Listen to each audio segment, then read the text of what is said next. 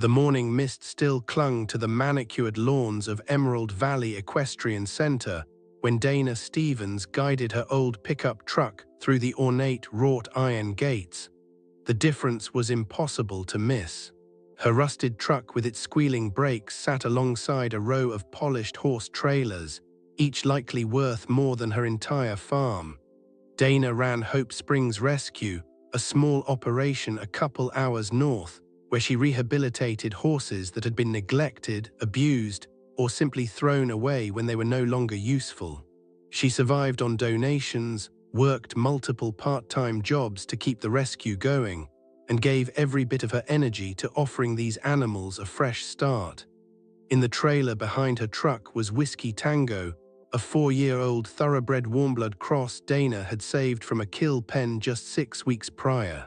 The mare had been mere hours from slaughter when Dana managed to gather the $300 to buy her. Most people would have questioned Dana's decision. Whiskey Tango was, to put it kindly, a mess. Her coat was dull and patchy from poor nutrition, her ribs visible beneath her skin. Her mane was a nest of tangles Dana had spent hours trying to fix.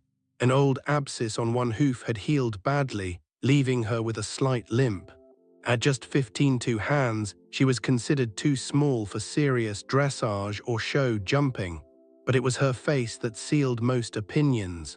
Whiskey had what is called a Roman nose, a convex profile many find unattractive in sport horses. Her eyes, still recovering from severe malnutrition, seemed small and deep-set. Her ears looked a bit too long, giving her an almost mule-like appearance. Not exactly a beauty queen, Dana's assistant had said when they first picked her up. But Dana had seen something in those intelligent eyes, in the way the mare moved despite her condition, and in the quiet dignity she kept even in the worst situations. Dana had worked with horses for 20 years and learned that the ones who looked the worst often had the biggest hearts. That's why she had contacted Natalie Weatherbe at Emerald Valley. Natalie was a legend. She trained Olympic riders, produced national champions, and had a reputation for spotting potential in young horses. Her facility was spotless, with imported European stabling, Olympic-sized arenas, and the latest equine therapy technology. More importantly, Natalie had once told a magazine she occasionally took on project horses, animals with potential that needed resources to flourish. Dana kept that article taped to her office wall. If anyone could see past Whiskey's rough exterior, Dana believed it was Natalie. She'd called ahead explaining the situation. Natalie sounded skeptical but agreed to a brief evaluation. "I can give you 15 minutes, she'd said. Saturday morning at 8. Dana had spent the past week getting Whiskey into the best shape possible. She'd bathed her multiple times, worked on her mane and tail, carefully trimmed her hooves, and ensured she was well fed and rested. Whiskey still wasn't going to win any beauty contests, but at least she looked cared for. Now, as Dana unloaded the mare in front of Emerald Valley's pristine barn, her stomach twisted with nerves. All around them, stunning horses looked out from their stalls. Sleek warmbloods with glossy coats, powerful show jumpers with perfect conformation, dressage horses that moved like dancers. And then there was Whiskey Tango looking like someone's backyard pet. "You must be Dana Stevens," a voice said. It was crisp, cultured, and carried the tone of someone accustomed to being obeyed without question. Natalie Weatherbe strode toward them wearing immaculate tan breeches, custom leather boots that probably cost more than Dana's truck, and an expression that made Dana's heart sink. Those cool blue eyes were already assessing Whiskey Tango, and the judgment was clear on her face. "Thank you for seeing us," Dana said, trying to steady her voice. "Let's not waste it then," Natalie replied. She circled Whiskey slowly, like a judge at a show, except instead of scoring, she was dismissing. Dana could see it in every glance, every slight frown, every almost imperceptible shake of her head. Behind Natalie, 2 of her working students had stopped to watch, exchanging glances and barely hidden smiles. Natalie asked, "Thoroughbred-Warmblood cross?" I can see the thoroughbred, Natalie interrupted. Too much of it, unfortunately. She has that weedy, undernourished look that's hard to overcome. She shook her own head. That Roman nose is a serious conformational fault. Dana felt her cheeks grow warm. She's been through a lot. With proper nutrition and conditioning, Dana, Natalie's voice wasn't cruel, but it was final. I appreciate what you do with rescue horses. Truly, it's admirable work, but Emerald Valley isn't a rehabilitation facility. We're a competitive training barn that produces champions. If you just let me show you what she can do, Dana's voice cracked slightly. She had been so sure that if Natalie just gave Whiskey a chance, Natalie laughed without humor. She can barely stand square. Look at that hoof. An abscess like that indicates poor prior care, and it's probably affected her soundness permanently. One of the working students snorted, then tried to cover it with a cough. I have clients paying premium prices for training, Natalie continued. They expect to see top-quality horses here. Every horse at Emerald Valley should represent excellence. I'm sorry, but this mare doesn't meet our standards. Something broke inside Dana's chest. Not for herself, she'd faced rejection many times, but for Whiskey, who stood there with quiet dignity despite being dismissed as worthless. Natalie, please, Dana tried one more time. Just let me put a saddle on her, 10 minutes, that's all I'm asking. No, Natalie's voice was firm, I've seen enough. My assessment wouldn't change, and frankly, I don't want to waste more of my morning. The words hung in the air like a slap. Real prospects. Implying Whiskey wasn't real, wasn't worth consideration, was nothing but a waste of time. Dana's hands tightened on Whiskey's laid rope. The mare shifted slightly, moving closer to Dana as if sensing her distress. That small gesture reminded Dana why she did this work. I'm sorry you feel that way, Dana said quietly, her voice steadier now. Natalie's eyebrows rose. I said you're wrong. You're looking at her appearance and making assumptions about her worth. Natalie's tone had turned icy. A horse with heart, with intelligence, with more try in her than half the fancy warmbloods in this barn. For a moment, Natalie's expression faltered. Then her face hardened again. Dana, I've been doing this for 30 years. I know potential when I see it, and I know when I don't. This conversation is over. Dana loaded Whiskey back into the trailer, her hands shaking with a mix of anger and heartbreak. As she drove away, she caught a glimpse of Natalie and her students in the rearview mirror, already walking back to their perfect horses and perfect world where animals like Whiskey Tango didn't exist. It's okay, girl, Dana whispered, though Whiskey couldn't hear her from the trailer. We don't need them. But as the wrought iron gates closed behind them, Dana couldn't shake Natalie's dismissive expression or the sound of the students' suppressed laughter. They had no idea what they had just turned away. Dana drove straight back to Hope Springs, her mind racing with frustration and doubt. Maybe she'd been wrong about Whiskey. Maybe she'd let her emotions cloud her judgment. Maybe the mare really was just another backyard horse with no particular talent or future. By the time she pulled into her gravel driveway, exhaustion had replaced anger. She'd been up since 5 that morning preparing for the meeting. She unloaded Whiskey into a small paddock behind her barn. The facility was nothing like Emerald Valley, just a simple run-in shed, basic fencing, and a small outdoor arena that turned to mud in the rain. But it was clean, the horses were well cared for, and there was more love here than in any fancy barn Dana had ever seen. Dana turned to see Jamie Collins walking up from the barn. Jamie was a vet tech who volunteered at Hope Springs on her days off. About as well as you'd expect, Dana said bitterly. Jamie studied Whiskey, who was calmly investigating her surroundings. Dana leaned against the fence. Maybe I'm kidding myself. Maybe I see potential that isn't really there. Over the next few weeks, Dana focused on getting Whiskey fully healthy.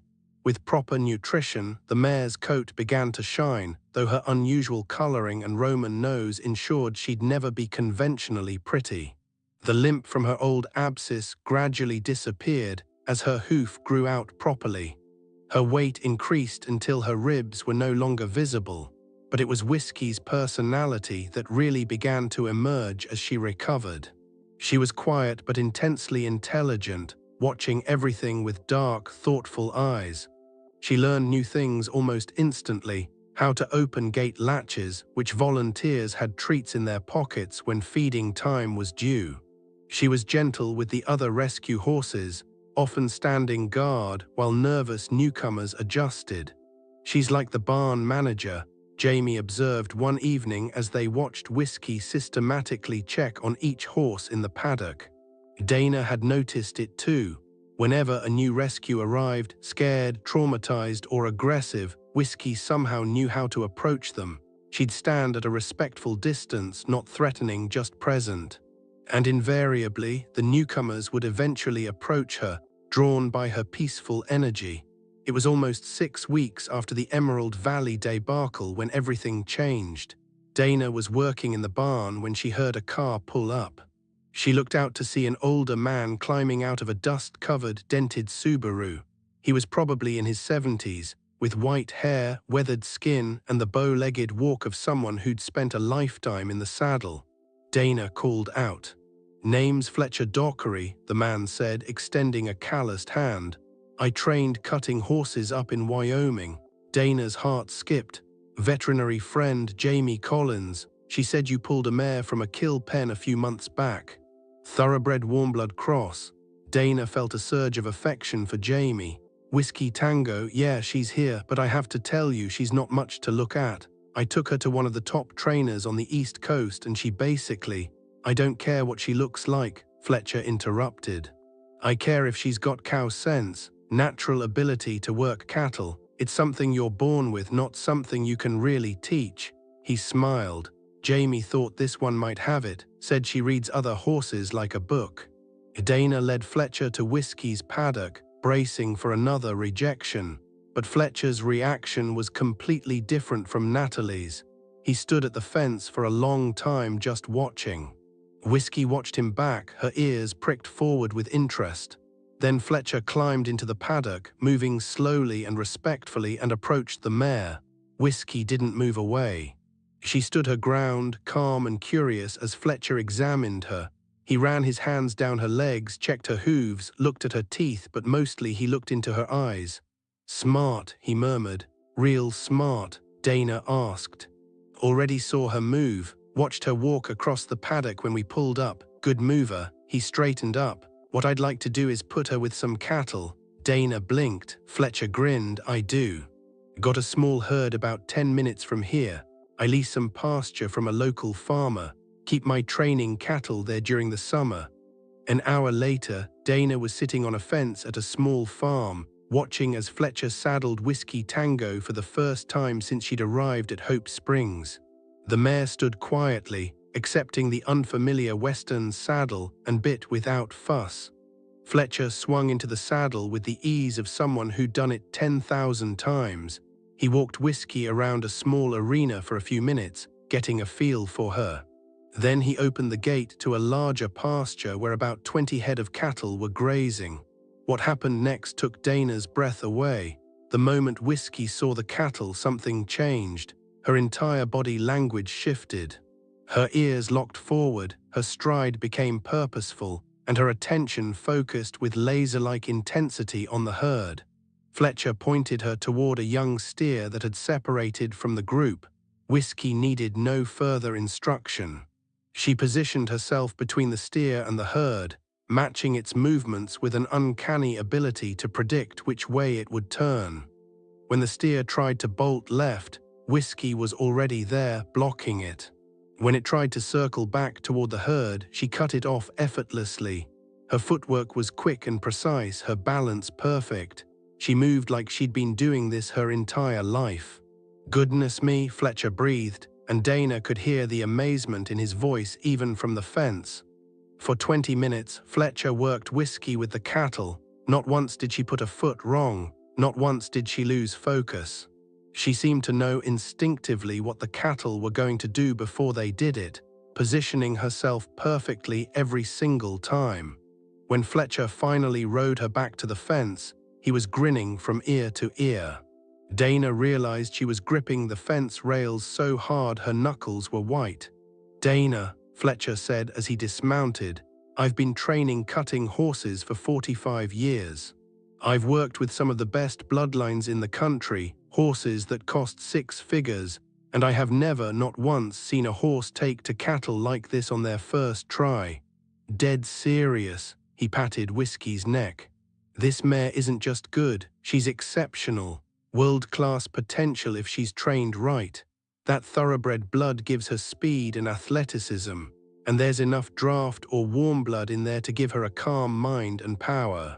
But that instinct," he shook his head in wonder, "that's pure gift." Dana felt tears prickling her eyes. Natalie Weatherbe said she wasn't worth her time, said she'd never be competitive. Fletcher snorted. "Natalie Weatherbe trains English horses for rich people who care more about appearances than ability. She wouldn't know a working horse if it bit her. This mare right here," he gestured at Whiskey, who stood calmly as if she hadn't just revealed herself to be something extraordinary. "She's not a pasture ornament."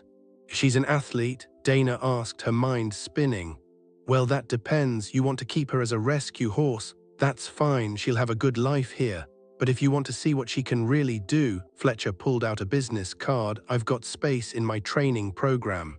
I'll train her for free, and we'll split any winnings she makes at shows.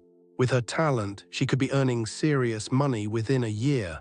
Dana looked at Whiskey, who looked back at her with those intelligent dark eyes. The mare who had been hours from slaughter, the mare Natalie had dismissed without a second thought, the mare who had just proven she was capable of something truly special. "Let's do it," Dana said. The transformation over the next 6 months was remarkable. Fletcher Dockery was a master at his craft, and he approached Whiskey's training with the patience and respect that only came from decades of experience. He didn't try to force her or rush her development.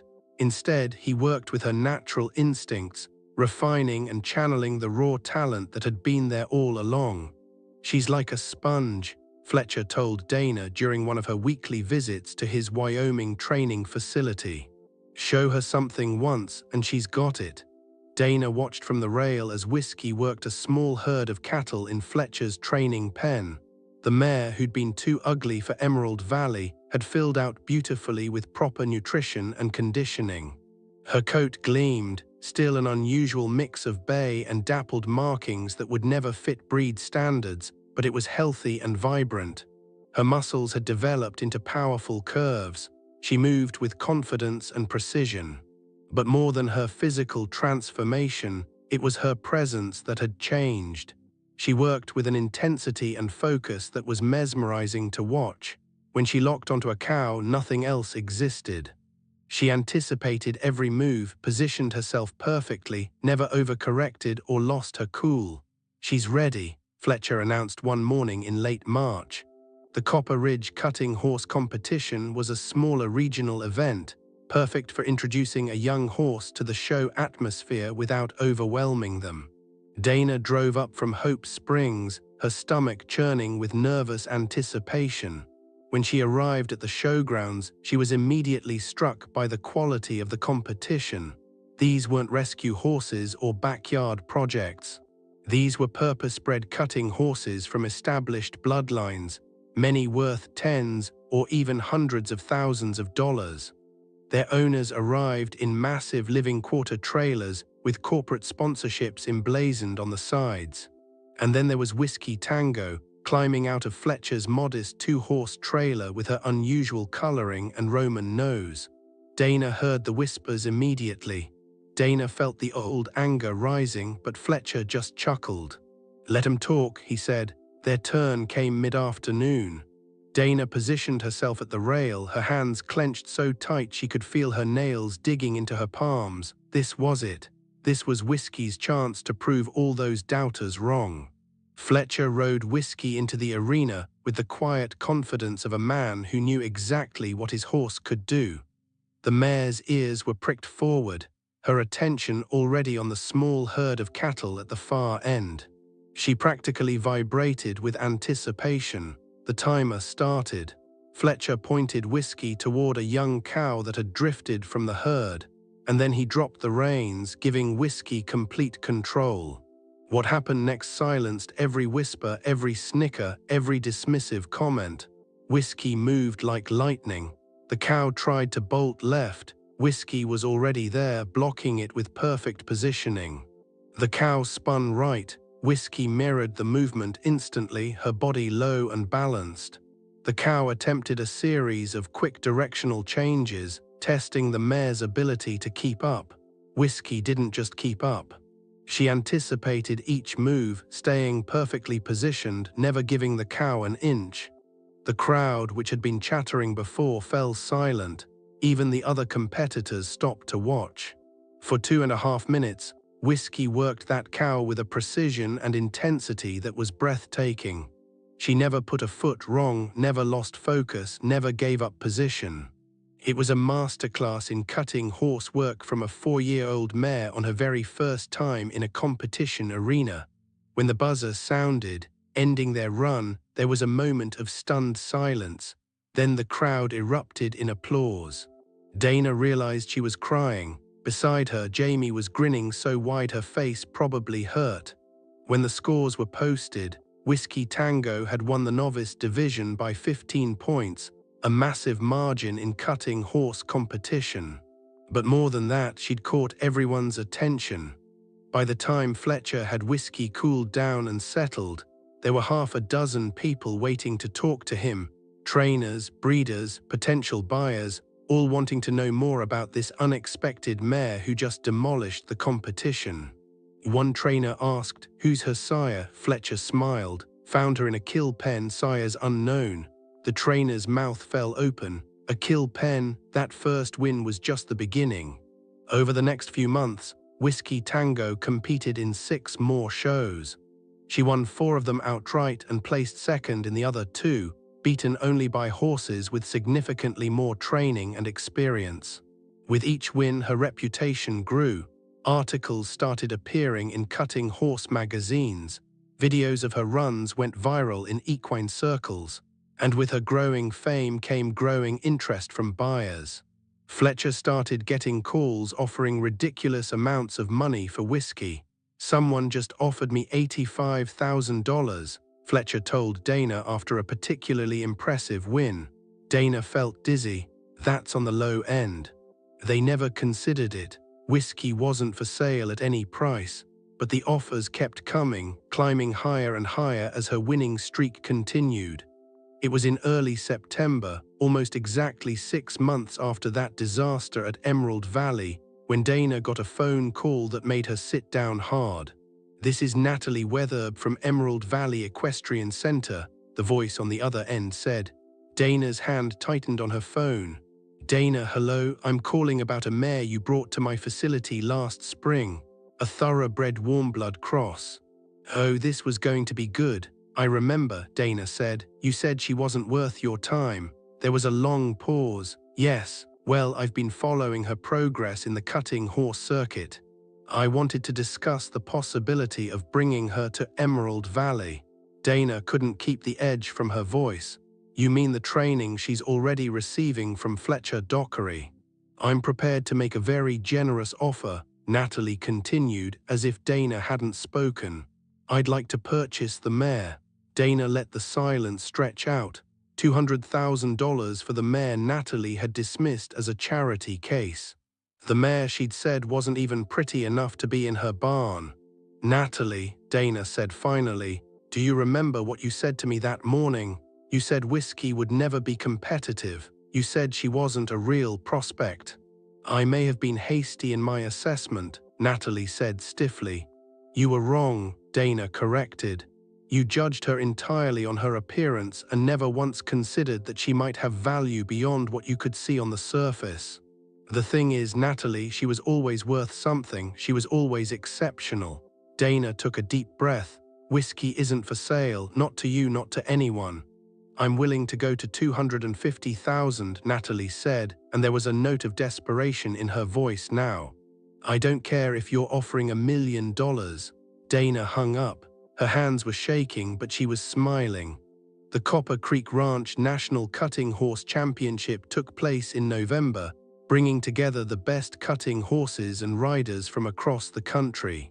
It was the most prestigious event of the season, and Fletcher had entered Whiskey Tango in the open division, the highest level of competition. Dana asked as they walked the showgrounds the day before the event, "The open division?" Fletcher nodded. "She's ready, more than ready." Dana looked at Whiskey, who was taking in the bustling showgrounds with calm interest. It had been 8 months since that humiliating morning at Emerald Valley.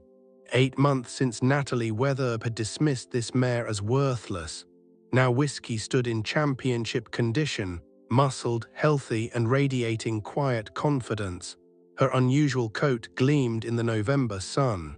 Her Roman nose, once considered a flaw, had become her trademark. People recognized her immediately and came over to meet the rescue mare who was beating everyone. The day of the championship dawned cold and clear. The stands were packed with spectators, trainers, buyers, and competitors. This was the event that could make or break reputations, launch careers, and establish legacies. Dana found a seat in the stands, her heart pounding so hard she could feel it in her throat.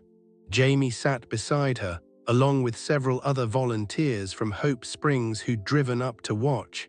This wasn't just about one horse anymore.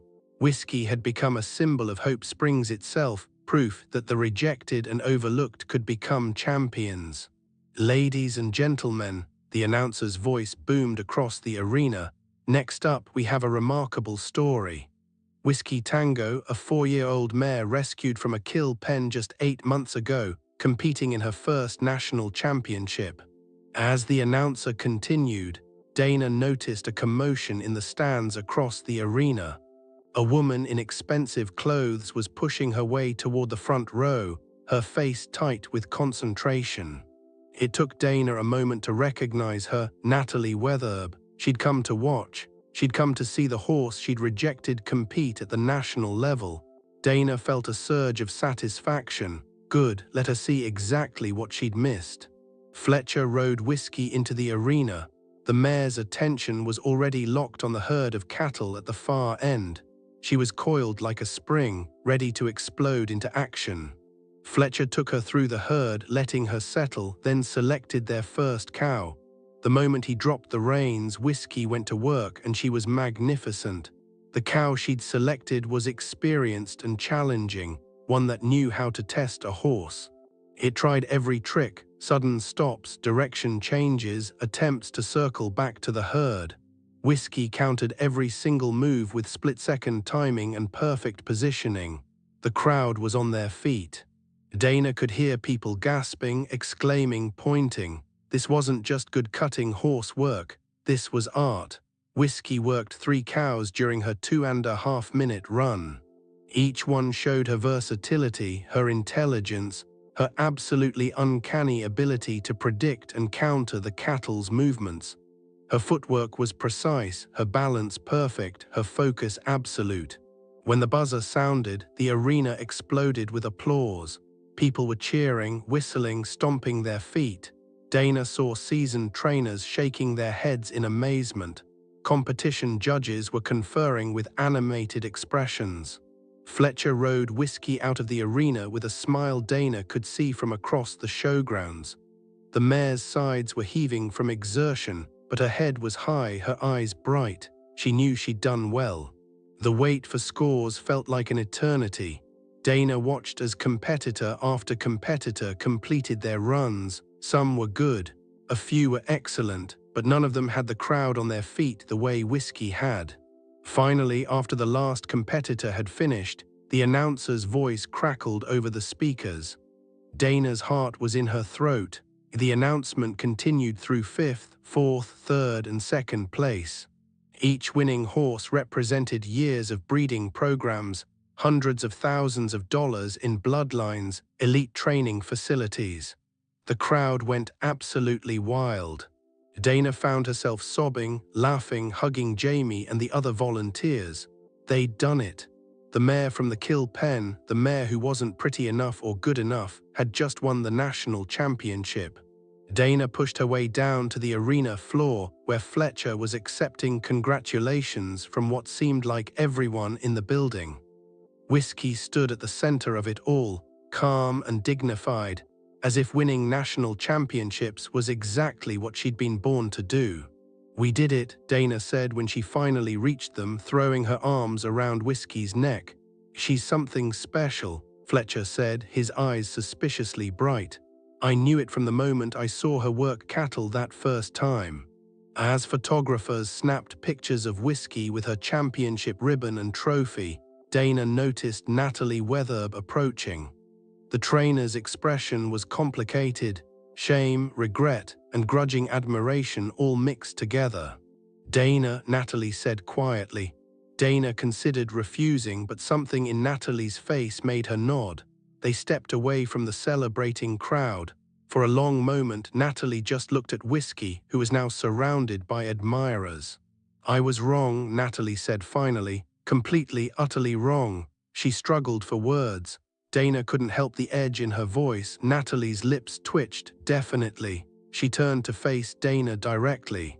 "I'm not going to ask to buy her again. I understand why you'd never sell her to me," Dana prompted. "And I'm changing my approach. I've already started working with a rescue organization, taking on project horses that show potential regardless of what they look like."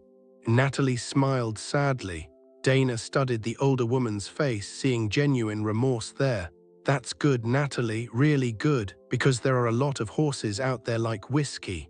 Natalie glanced back at Whiskey one more time. "She's remarkable. Congratulations on her win." As Natalie walked away, Jamie appeared at Dana's elbow. "And you didn't rub it in her face?" Dana grinned. The celebration continued long into the evening. Whiskey's victory had done more than just win a championship. It had proven something important to the entire equine world. That value wasn't just about bloodlines and appearances, that the greatest horses sometimes came from the most unexpected places, that champions could be found in kill pens if someone was willing to look. For Dana, it meant something even more personal. The prize money from Whiskey's wins, Fletcher had insisted on giving Hope Springs the full share, meant she could expand the rescue operation. She could save more horses, rehabilitate more animals, give more second chances. But perhaps the most important impact was on the horses themselves. Within weeks of Whiskey's championship win, Dana started getting calls from trainers and owners who wanted to know if she had any other diamonds in the rough at Hope Springs. Rescue horses that had been labeled as worthless suddenly had people willing to look past their appearances and see their potential. "You started something," Fletcher told her during one of his visits to Hope Springs. "Whiskey started something." Dana watched Whiskey grazing peacefully in her paddock, surrounded by the other rescue horses who adored her. The mare who'd been hours from slaughter, the mare who'd been dismissed as too ugly, too ordinary, not worth anyone's time. The national champion. She was always special, Dana said. Always. Whiskey Tango went on to have a legendary career in cutting horse competition. Over the next 4 years, she won 12 major championships, earned over $400,000 in prize money, and became one of the most recognized horses in the sport. But her greatest legacy wasn't measured in trophies or prize money. Her story inspired a nationwide movement of trainers and riders willing to give rescue horses a second look. Kill pen numbers started dropping in several states as more people began searching for potential rather than perfection. Multiple Cinderella stories emerged, rescue horses going on to successful careers in various disciplines, proving that Whiskey wasn't a one-time miracle, but evidence of a larger truth. Natalie Weatherbe became one of the movement's most prominent supporters, using her influence and resources to establish a program that identified talented horses in need of rescue and matched them with trainers willing to develop their potential. She called it the Second Chance Champions Program and never missed an opportunity to tell people about the mare she'd once rejected, the mare who taught her the most important lesson of her career. Hope Springs Rescue expanded significantly, eventually moving to a larger facility with better training amenities. Dana hired a full-time staff and developed partnerships with trainers across the country. The rescue became known as the place to find horses with potential, and adoption rates soared. As for Whiskey Tango herself, she retired from competition at age 8, having accomplished more than most horses dream of.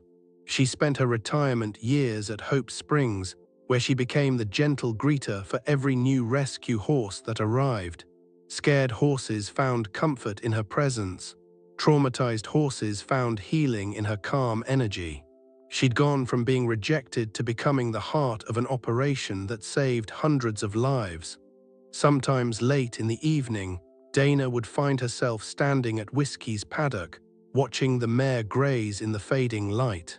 That unusual coat that Natalie had found so unattractive now seemed beautiful, a unique marking on a truly unique horse.